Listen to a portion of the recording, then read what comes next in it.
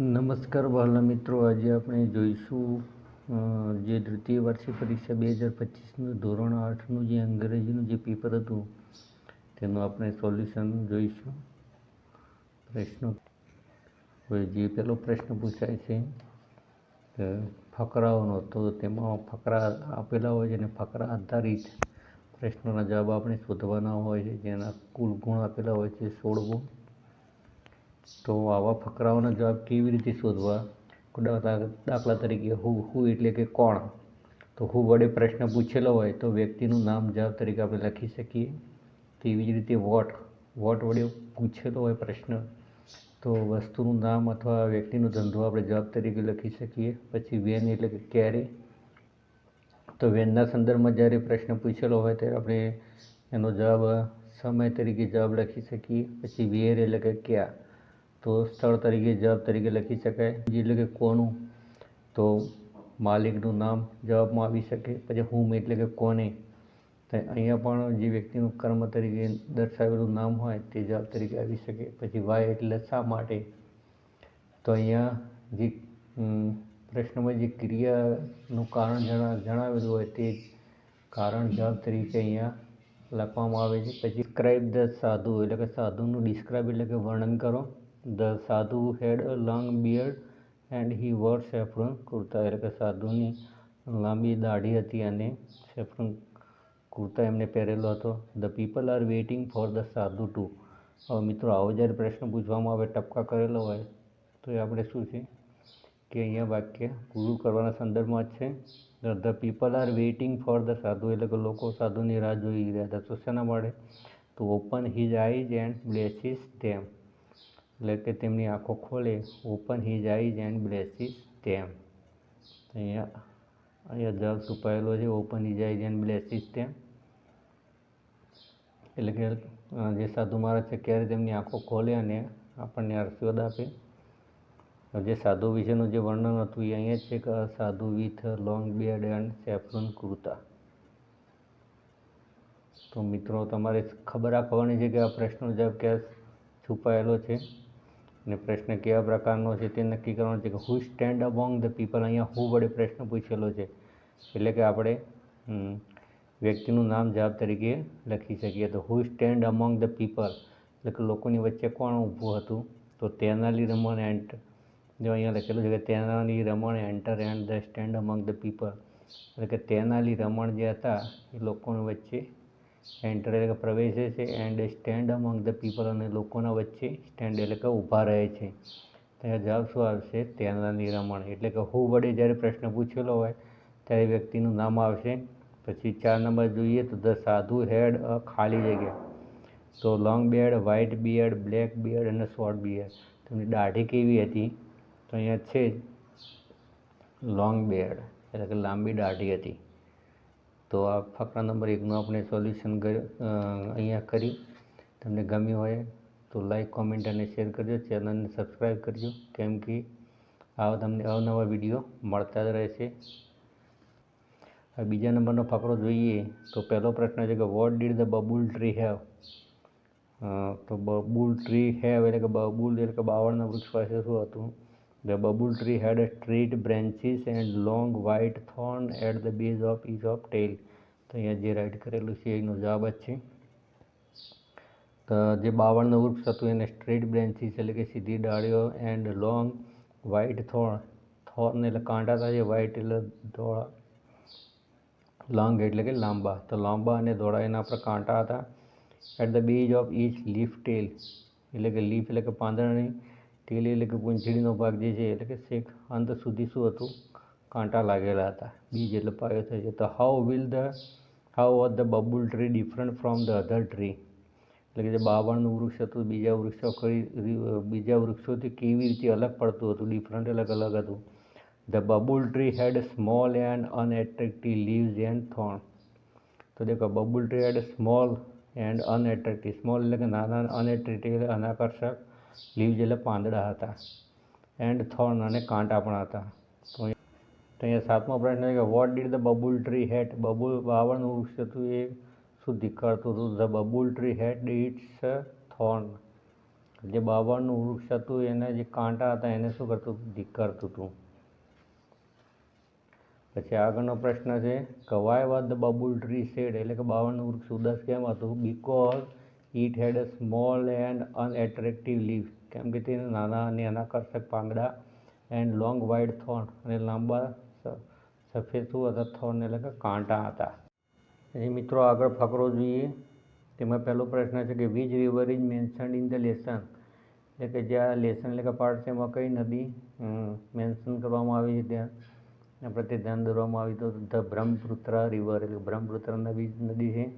Amit was excited because he heard the trumpet of an elephant, he heard એટલે કે તેને સાંભળ્યું હતું, ટ્રમ્પેટ ઓફ એન એલિફન્ટ એટલે કે હાથીઓનો એને અવાજ સાંભળ્યા હતા, એટલે એક્સાઇટેડ એટલે કે ભયભીત હતો. પણ what could the boys hear, એટલે છોકરાઓએ શું સાંભળ્યું હતું? The boys could hear the cries of animal all around them, તેમની આજુબાજુ પ્રાણીઓના અવાજો સાંભળ્યા હતા. The boys could hear. તો બંને પ્રશ્નો મિત્રો અહીંયા જ છે. તો પેલું બ્રહ્મપુત્ર રિવર જે વાળો તે પ્રશ્ન અહીંયા બ્રહ્મપુત્ર નદીનું છે. પછી તો દેખો they could hear the cries of animal all around them, તેમની આજુબાજુ જે અવાજો સાંભળે એ છે. એટલે કે 11મા પ્રશ્નનો જવાબ છે.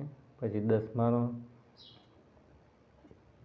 Bhupen walk fast we must go to camp quickly, they heard the trumpet of an elephant, they heard the trumpet of elephant એટલે કે હાથીઓનો અવાજ સાંભળ્યા, હાથીનો અવાજ સાંભળ્યો હતો એટલે એ શું હતા? ઝડપી ચાલવાનું કહી રહ્યા હતા કે we must get to camp quickly, કે આપણે ઝડપથી કેમ્પમાં પહોંચી જઈએ. તો અહીંયા 10મા નંબરનો પ્રશ્નનો જવાબ છે. પછી આગળનો ફકરો જોઈએ. કાર્તિકવાળો ફકરો છે. તો what is important to our body, તો આપણા શરીર માટે શું અગત્યનું છે? તો એ ફકરામાંથી હર્બ્સ એન્ડ સ્પાઇસીસ, દેખો my project about health is wealth, herbs and spices do more than add flavour to dish, spice and herb are really very useful to our body. તો એ જવાબ અહીંયા છે મિત્રો, spice and herbs are really very useful to our body. તો spice and herbs આવશે. પછી what do herbs and spice do, તો herb and spice add flavour to a dish. તો દેખો અહીંયા છે add flavour to a dish.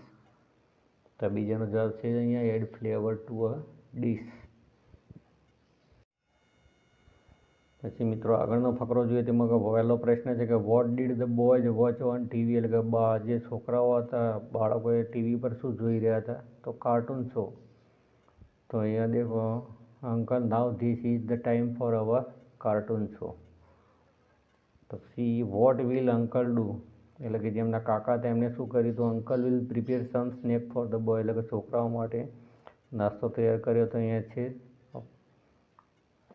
I will prepare some snack for both of you. પછી Raghav call uncle ખાલી જગ્યા પર્સન. તો દેખો રાઘવે એમના કાકાને કેવા કીધા હતા? Caring person. તો અહીંયા જવાબ ફકરામાં અહીંયા છુપાયેલો છે 3જા નંબરનો. તો એ કેરિંગ છે. પછી પ્રશ્ન નંબર 2 જોઈએ. પહેલો પ્રશ્ન છે કે what are the big problem, એટલે કે આપણી સૌથી મોટી સમસ્યાઓ કઈ છે? તો land pollution, water pollution, even noise pollution are also big problem. તો land pollution, water pollution and even noise pollution are also big problem, આપણી સૌથી મોટી સમસ્યાઓ છે. પછી વોટ ક્રિએટ લેન્ડ પોલ્યુશન, એટલે કે જે જમીનનું પ્રદૂષણ છે શેનાથી પેદા થાય છે? દેખો farm pesticides kill insect and create land pollution. તો અહીંયા જે farm pesticide create land pollution, એટલે કે ફાર્મ જે પેસ્ટિસાઇડ છે કિલ ઇન્સેક્ટ, જે જંતુનાશક દવાઓ જે છે એ જમીનનું પ્રદૂષણ ઊભું કરે છે. પછી what do factory and ordinary people do, તો ફેક્ટરી એન્ડ તો thoughtlessly dump rubbish and waste on land or in water. તો અહીંયા છે કે thoughtlessly dump rubbish and waste on land or in water. પછી વોટ ક્રિએટ નોઇઝ પોલ્યુશન, તો loud machine and sound of horn, તો જે noise pollution છે એને શેનાથી ક્રિએટ થાય છે? તો noise pollution is created by the loud machine and sound of horn. તો જે અવાજનું જે પ્રદૂષણ છે એ લાઉડ મશીન એટલે કે ઘોંઘાટીય યંત્રોથી એન્ડ સાઉન્ડ ઓફ હોર્ન એટલે કે જે ભૂંગળા છે જે હોર્નના અવાજથી પેદા થાય છે. પછી આગળ પ્રશ્ન છે કે what happen when ships carrying petroleum have accident? તો there oil spills into the ocean. તો what happen when ships carrying petroleum have accident એટલે કે જે વાહનો જે છે પેટ્રોલિયમ લઈને જતા અકસ્માત થાય ત્યારે શું થાય છે? તો there oil spills into the ocean એટલે કે જેમાં જે એટલે કે જે તેલ છે એ સ્પિલ એટલે કે ઢોળાય છે. ક્યાં? તો સમુદ્રની અંદર ઢોળાય છે. મિત્રો આગળનો ફકરો જોઈએ અલાઉદ્દીનવાળો. તો વેર વોઝ અલાઉદ્દીન બોર્ન? તો જવાબ અહીંયા જ છે અરેબિયા. તો અલાઉદ્દીનનો જન્મ ક્યાં થતો? અરેબિયામાં થતો. Where did the stranger take him? એટલે કે જે અજાણ્યો વ્યક્તિ હતો એને ક્યાં દોરી જાય છે? તો ટુ અ કેવ એટલે કે ગુફા તરફ દોરી જાય છે. પછી what did he offer Aladdin? અલાઉદ્દીને એમને શું ઓફર કરી હતી? તો સિલ્વર કોઈન એટલે ચાંદીના સિક્કા આપવાની ઓફર કરી હતી. પછી ધ સોર્સર ખાલી ગયા ફેલ ઓફ એટલે કે જે જાદુગર હતો એની શું પડી જાય છે? તો ring.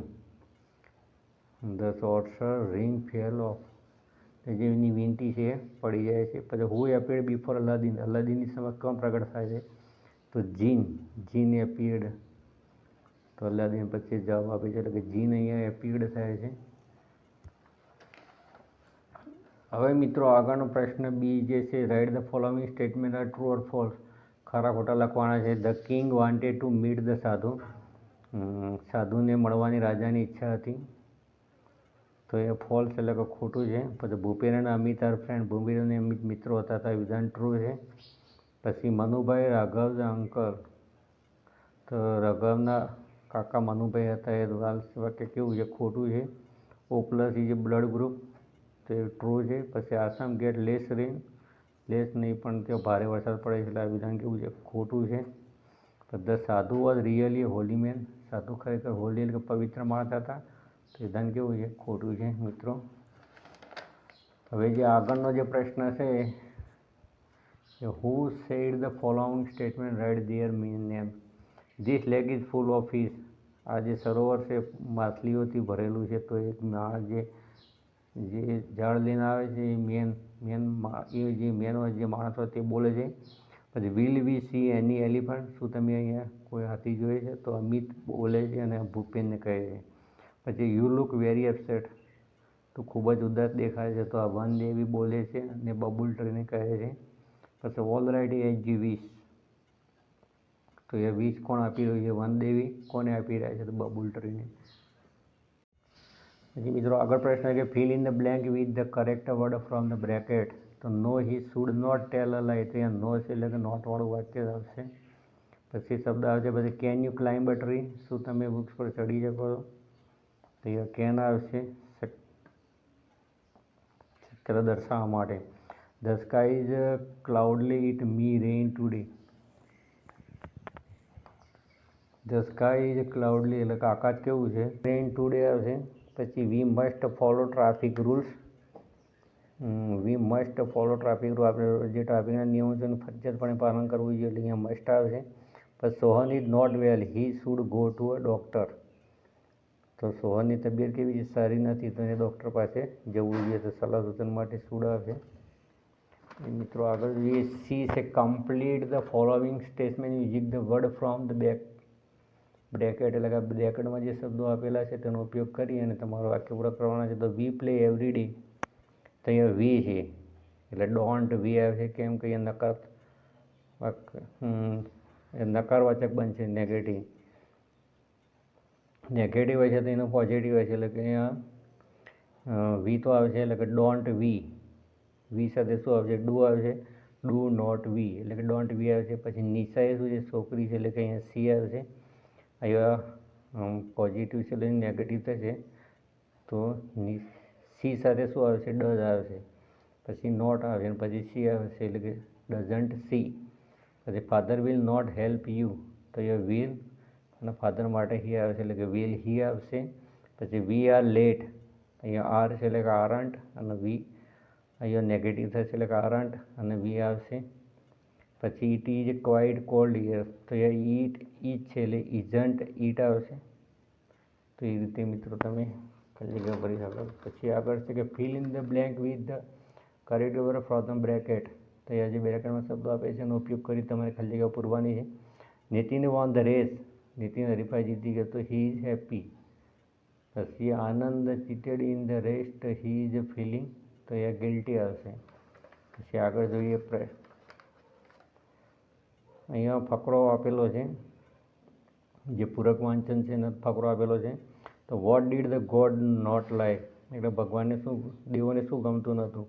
The god not like that people loved king Mahabali, એટલે કે દેવોને લોકો મહાબલીને રાજા તરીકે સ્વીકારે તે દેવોને પસંદ ન હતું. And worshipped him like the god, અને ભગવાનની માફક જે પૂજા કરતા હતા રાજા મહાબલીની એ દેવોને ગમતું નહોતું. પછી what did the God do, એટલે કે ભગવાને દેવોએ શું કર્યું. ધ ગોડ ટૂક અવે ધ કિંગ, એટલે કે જે દેવો હતા એમને રાજાનું રાજ્ય પડાવી લીધું, કિંગડમ.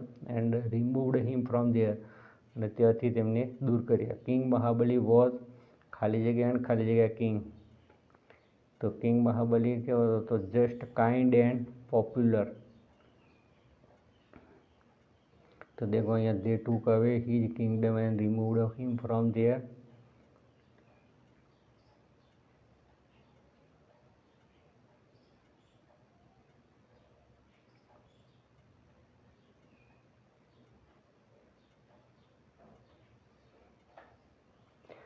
અહીંયા છે કે king Mahabali was just kind and popular king, તો અહીંયા મિત્રો અહીંયા છે કે people worship king Mahabali because he was very just kind and popular king. તો પહેલા વાક્યની અંદર એનો જવાબ છુપાયેલો છે. પછી which word in the passage means hello, હેલોનું થશે ગ્રાન્ટેડ. પછી people celebrate the king's visit as, એટલે કે રાજાની જે મુલાકાત છે ને સેલિબ્રેટ એટલે ઉજવવું થશે. લોકો કેવી રીતે ઉજવે છે તો ઓણમના તહેવાર તરીકે ઉજવે છે, એ ઓણમ આવશે. પછી બી છે કે fill in the blank with because of therefore, because અને ધેરફોરનો ઉપયોગ કરવાનો છે. એટલે બીકોઝ એટલે કે કારણ પાછળથી દર્શાવેલું હશે તો અહીંયા બીકોઝ હશે, અને કારણ પહેલાં દર્શાવેલું હશે તો ધેરફોર હશે. તો પહેલું છે વિનીતા ઇઝ હેપી, વિનીતા ખુશ છે. Because she has won a medal, કેમ કે તે મેડલ જીતી છે એટલે ખુશ છે. તો અહીંયા કારણ પાછળ આપેલું છે. Father is busy, therefore he will come home, એટલે તેઓ ઘરે મોડા આવ્યા કેમ કે તેઓ બીજી હતા. તો અહીંયા કારણ પહેલાં દર્શાવેલું એટલે ધેરફોર આવે છે. પછી Ankit is at home today because he is not well, તો એ બીકોઝ આવશે હી ઇઝ નોટ વેલ. હવે અહીંયા અનારકલી સિલેક્શન,